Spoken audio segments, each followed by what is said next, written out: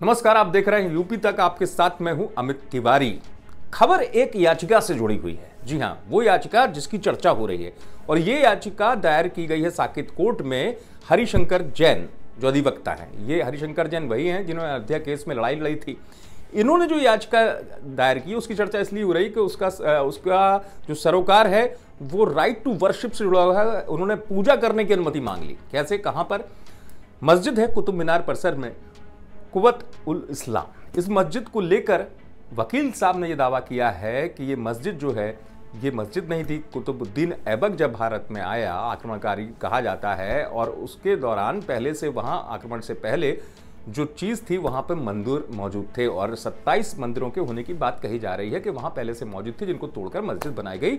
और इसमें जो वकील है हरिशंकर जैन, वो ये दावा कर रहे हैं, और हालांकि कई मुस्लिम जो इतिहासकार हैं वो भी ये कहते हैं कि यहाँ पर 27 मंदिर थे, जिनमें जैन देवताओं के मंदिर थे, विष्णु भगवान का मंदिर था, ऐसा कहा जा रहा है। और ये बात हरिशंकर जैन कह रहे हैं, और यही वजह रही कि हरिशंकर जैन ने बात कर दी राइट टू वर्शिप की। उन्होंने सीधे कह दिया कि पूजा क्यों ना करूं मैं, मेरा अधिकार है। अगर वहाँ पर जो लौह स्तंभ बने हुए कुतुब मीनार परिसर में, उनमें देखा जा सकता है, उनका दावा है कि जो चक्र हैं और जिस तरीके की जो प्रतीक चिन्ह दिख रहे हैं उसका सरोकार जैन धर्म से है, ऐसा हरिशंकर जैन कह रहे हैं। इसलिए वो पहुंच गए कोर्ट की शरण में और कह दिया राइट टू वर्शिप के तहत कि मुझे पूजा करने का अधिकार दिया जाए। अब चूंकि ये मामला याचिका दायर हुई, चर्चा में आई, और उसके बाद बात निकलकर सामने आई देवबंद के जो मौलाना है उनकी तरफ से, उन्होंने बड़ी बात कहते हुए ये कहा कि ये जो पूरा मामला है, अब इस दौर में किसान आंदोलन कर रहे हैं, लेकिन ये बात कहां से आ गई मंदिर मस्जिद की? इस मामले को लेकर मजहबी रंग दिया जा रहा है। क्या कुछ कहा देवबंद के मौलाना ने, वो मैं आपको सुनवाता हूं। बिस्मिल्लाहिर्रहमानिर्रहीम। जैसा कि आपका सवाल है, आपने बतलाया कि कुतुब मीनार के नजदीक एक मस्जिद है, और बकौल आपके कि वहां पर यह लिखा हुआ पाया गया कि पहले यहाँ मंदिर था और मस्जिद बाद में तामीर की गई। तो किसी वकील साहब ने कोर्ट के अंदर अर्जी दाखिल की है कि हमें यहाँ पूजा पाठ करने की इजाजत दी जाए।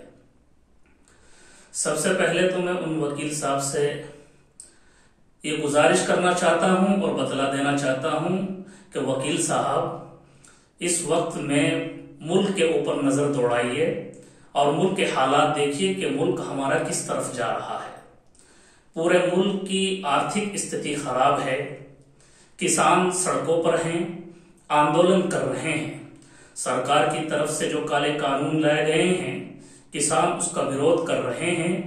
कोरोना की महामारी ने हमारे देश को बहुत पीछे पहुंचा दिया है। ऐसे नाजुक हालात में वकील साहब को चाहिए कि जो है इस बारे में काम करें कि हमारा मुल्क किस तरीके से तरक्की करे, हमारे मुल्क के अंदर खुशहाली किस तरीके से आए, हमारे मुल्क के नौजवान किस तरीके से कामयाब हों, ना कि धर्म की राजनीति करें। ये धर्म की राजनीति करना छोड़ दें वकील साहब।